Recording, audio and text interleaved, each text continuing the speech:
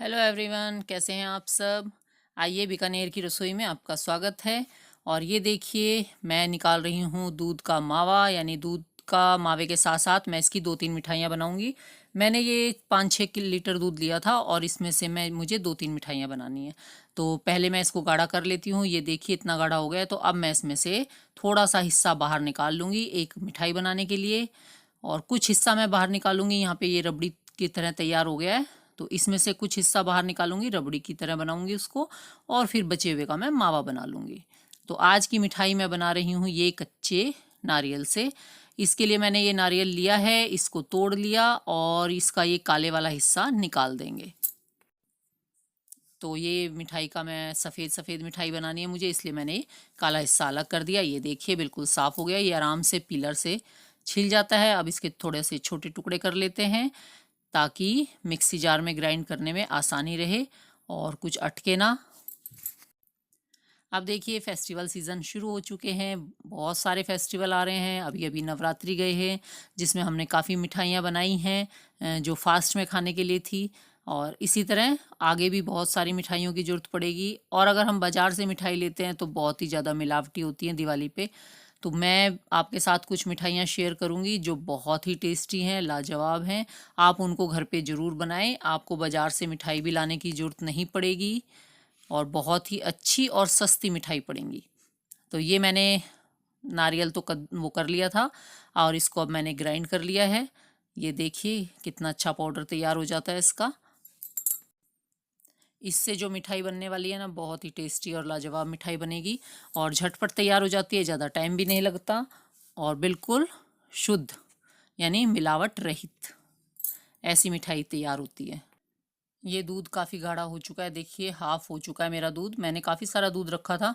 अब मैं इसमें से कुछ पोर्शन अलग कर लेती हूँ, जिसका मैं बनाऊंगी कच्चे नारियल वाली बर्फ़ी, या जो भी हम उसे शेप देना चाहें दे सकते हैं। तो ये इसमें से मैंने 1-1.5 लीटर दूध अलग निकाल लिया है छोटी कढ़ाई में। और ये देखिए कितना गाढ़ा है। अब मैं इसमें डाल देती हूँ ये नारियल बुरादा, यानी कच्चे नारियल का जो मैंने ग्राइंड किया था। अब मैं इसको इसमें डाल के इसको थोड़ा पका लेती हूँ, यानी हमें इसको बिल्कुल जमने वाली कंसिस्टेंसी पर लेके आना है। तो इसको लगातार चलाते रहेंगे और इसको जमने देंगे। और ये देखिए, लगातार चलाते चलाते ना ये थोड़ा टाइट हो चुका है, लेकिन अभी ये इतना टाइट नहीं है कि ये सेट हो जाए। तो इसे हमें और सुखाना है, और अभी चीनी नहीं डालनी। चीनी इसमें बिल्कुल सूखने के बाद डालेंगे, तो इसलिए इसको चलाते रहें। और अब ये देखिए और ज़्यादा सूख चुका है, तो अब हमने इसमें चीनी डाल दी।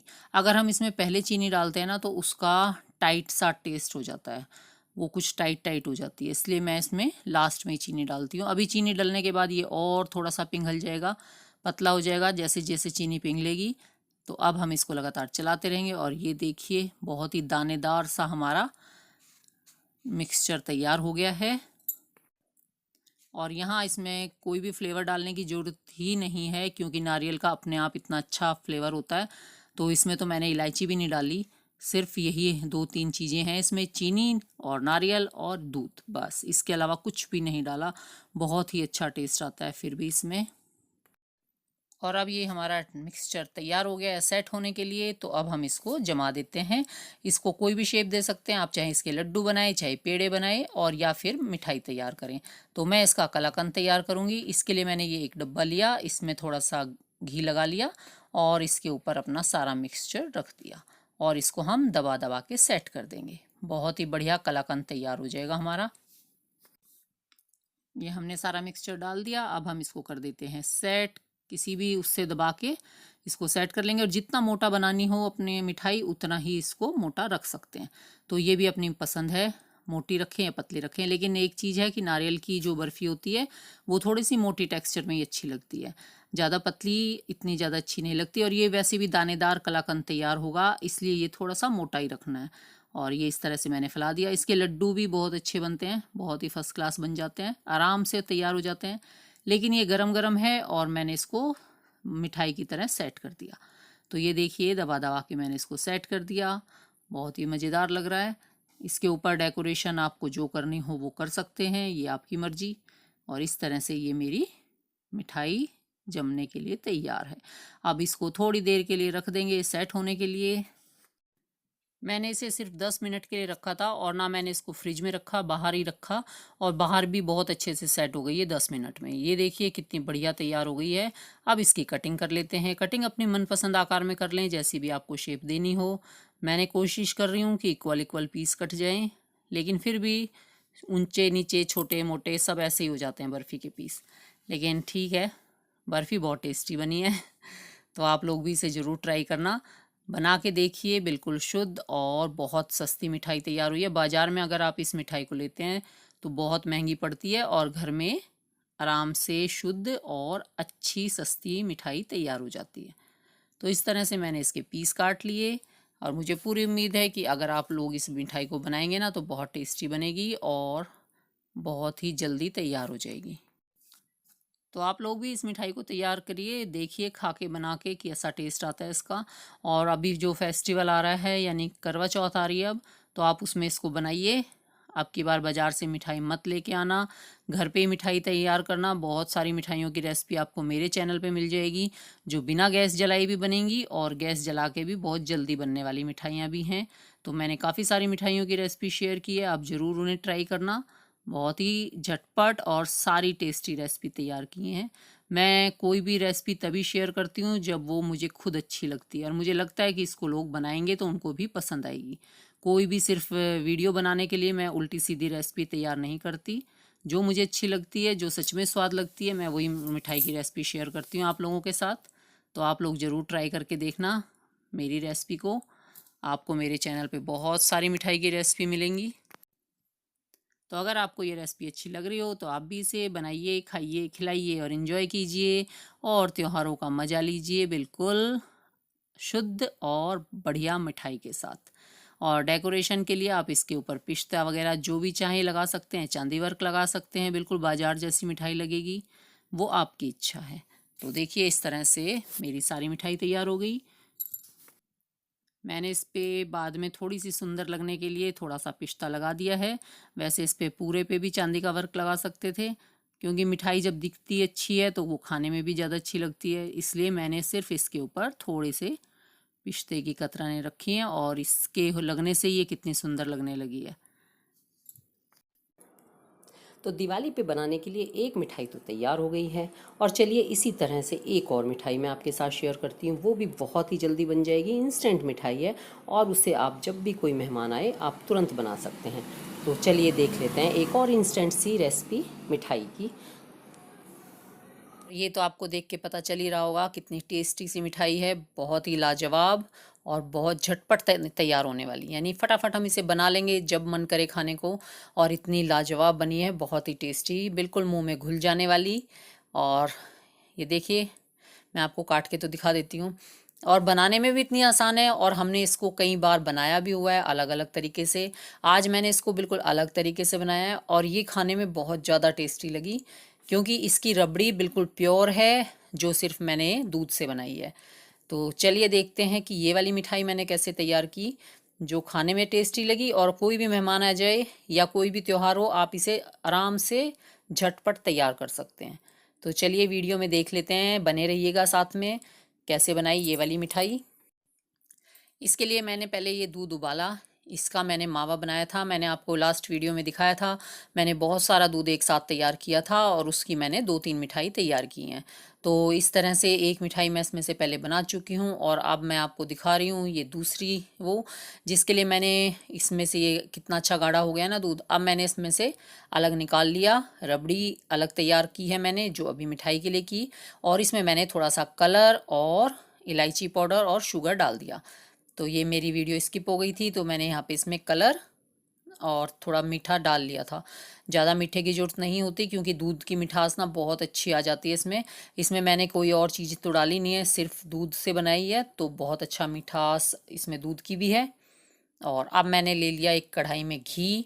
इस मिठाई को बनाने के लिए घी का इस्तेमाल करें तो ज़्यादा टेस्ट अच्छा आता है, वरना इसको ऑयल में भी बना सकते हैं, पर घी की बात ही अलग है। ये देसी घी की मिठाई कुछ अलग ही टेस्ट देती है। और जब तक हमारा घी गर्म होता है, ये मैंने ले ली ब्रेड, और यहाँ पे घी इसके लिए अच्छा गर्म होना चाहिए। और अब ब्रेड को अपनी मनपसंद शेप में काट लेंगे। तो आज मैंने इसको काटा है गोल। क्योंकि गोल शेप होने से इसका देखने में लुक वाइज और वैसे बहुत अच्छी लगती है। बिल्कुल अलग सी फीलिंग देती है, खाने को मन करता है और मिठाई का टेस्ट अलग ही आता है बिल्कुल। तो इस तरह से मैंने इसको गोल काट लिया। इसमें से एक पीस भी बना सकते हैं और थोड़ा छोटा बनाना हो तो दो भी बना सकते हैं। तो इस तरह से मैंने अपने सारे गोले इसमें से निकाल लिए जितनी मिठाई बनानी है। इसमें एक फ़ायदा ये भी है कि अगर आपको ऐसी मिठाई बनानी हो ना, तो जितने लोग हैं उस हिसाब से हम इसके पीस बना सकते हैं। तो इसको करारी करारी मिठाई भी खा सकते हैं और इसको थोड़ा सा रखे रहने के बाद जो इसका टेस्ट आता है वो कुछ अलग तरह का आता है। जैसे मावे की मिठाई खा रहे हो तो उसका टेस्ट ऐसा बन जाता है। अब मैंने ये अपनी ब्रेड निकाल ली है और यहाँ पे बस एक बात का ध्यान रखना है कि घी हमारा अच्छा गर्म होना चाहिए, क्योंकि अगर घी गर्म नहीं होगा ना तो ब्रेड ज़्यादातर घी पी जाएंगी, फिर उसमें ज़्यादा ही घी हो जाएगा, वो भी अच्छा नहीं लगेगा। तो इस तरह से गरम गरम घी में मैंने ये फ्राई कर लिए और इनका कलर इस तरह से चेंज कर लेना है बिल्कुल। बहुत अच्छी करारी करारी बन जाएंगी ये। तो ये मिठाई करारी भी टेस्टी लगती है और अगर इसको थोड़ी देर रखेंगे तो भी ये टेस्टी लगेगी।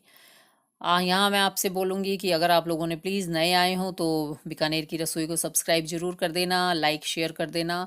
शेयर तो खैर नहीं करोगे तो भी कोई बात नहीं, लेकिन प्लीज़ लाइक और सब्सक्राइब ज़रूर कर देना। और इस तरह से मैंने अपनी सारी मिठाई निकाल ली, यानी अपनी सारी ब्रेड स्लाइस तैयार कर ली हैं। मेरे को जितने पीस चाहिए थे मैंने बना लिए और गैस बंद कर दी और ये मैंने निकाल लिए। तो चलिए अब इसको फाइनल टच दे देते हैं। इसके लिए मैंने एक प्लेट में, ट्रे में या बाउल में, जो भी आपके पास हो उसमें इसको सर्व कर लेते हैं। सजा दिया, ये मेरे पीस आ गए, पर मेरा एक पीस बच गया तो मैं इसको भी यहाँ पे इसके ऊपर सेट कर देती हूँ। इसको तो अगर चाहें तो एक दूसरे के ऊपर रख के भी बना सकते हैं, बीच में फिलिंग करो, ऊपर दूसरी रख दो, तो तैयार तो हम कैसे भी कर सकते हैं इसको। और अब इसके ऊपर अपनी सारी रबड़ी को अच्छे से फिल कर देंगे। देखिए बस इसको रबड़ी को बनने में जितना टाइम लगा ना वही टाइम लगता है। अगर जैसे मैंने बना के रख ली थी रबड़ी, पहले बना ली थी मैंने, उस तरह बना के रख लो एक बार बहुत सारी, फिर तो आप ना कई सारी मिठाइयाँ इस रबड़ी से तैयार कर सकते हैं। इससे बहुत सारी मिठाई तैयार हो जाती है और फिर बहुत झटपट हो जाती हैं। आप जैसे दिवाली का सीज़न है, दिवाली का त्यौहार आ रहा है, सीज़न नहीं त्यौहार आ रहा है दिवाली का, तो उस पे हमें इतनी सारी मिठाइयाँ बनानी होती हैं और टाइम भी बहुत कम होता है क्योंकि हम अपने काम में भी बिज़ी होते हैं, सफाई भी बहुत ज़्यादा ज़ोर शोर से चलती है। तो उस वक्त इस तरह से एक बार टाइम निकाल के रबड़ी तैयार कर लो और फिर बहुत सारी मिठाइयाँ हम तैयार कर सकते हैं। इस तरह से मैंने अपनी सारी फिलिंग इस पे कर दी है, सारी रबड़ी मैंने फैला दी। कुछ रबड़ी हमारी ब्रेड ले पी जाएगी और कुछ इसके ऊपर रह जाएगी, बिल्कुल मावे जैसा टेस्ट आता है इसका। और आप सब लोगों को पता है कि मावे का जो हम घर पे ओरिजिनल मावा बनाते हैं, यानी बिल्कुल डुप्लीकेट मावा या बाजार का मावा नहीं, उसका टेस्ट तो बहुत ही ज़्यादा अलग होता है। उसको तो ऐसे ही खाते रहते हैं मावे को, वो फिर भी इतना अच्छा लगता है। और अब इसकी डेकोरेशन करनी है, क्योंकि डेकोरेशन होने से भी मिठाई बिल्कुल बाजार जैसी और खाने को मन करता है। तो मैं इस पे पिस्ते की बिल्कुल महीन सी कतरन जैसे होती है ना, इस तरह से मैंने इस पे डाल दी। बस मैं इस पे सिर्फ पिस्ता छिड़कूंगी और मैंने कुछ नहीं डाला। आपको जो करना हो आप कर सकते हैं, अपने टेस्ट के हिसाब से उसका टेस्ट बढ़ा सकते हैं। और ये लीजिए तैयार हो गई झटपट टेस्टी माउथ वाटरिंग हमारी रेसिपी। इसको नाम जो भी चाहें दे सकते हैं, शाही टुकड़ा भी कह सकते हैं, रबड़ी ब्रेड भी कह सकते हैं और रसमलाई भी बोल सकते हैं। तो जो भी बोलें, पर मिठाई बहुत ही गजब की बनी है, बहुत टेस्टी है और फटाफट तैयार हो गई है। तो कैसी लगी आपको ये रेसिपी? अगर आपको अच्छी लगी हो तो आप भी बनाइए, खाइए, खिलाइए और इन्जॉय कीजिए। और अगर मेरी रेसिपी पसंद आई हो तो प्लीज़ लाइक और सब्सक्राइब ज़रूर कर देना। फिर मिलते हैं इसी तरह मज़ेदार, टेस्टी और झटपट किसी न्यू रेसिपी के साथ। तब तक के लिए take care, bye bye, thank you for watching. ये लीजिए आपके लिए तैयार है।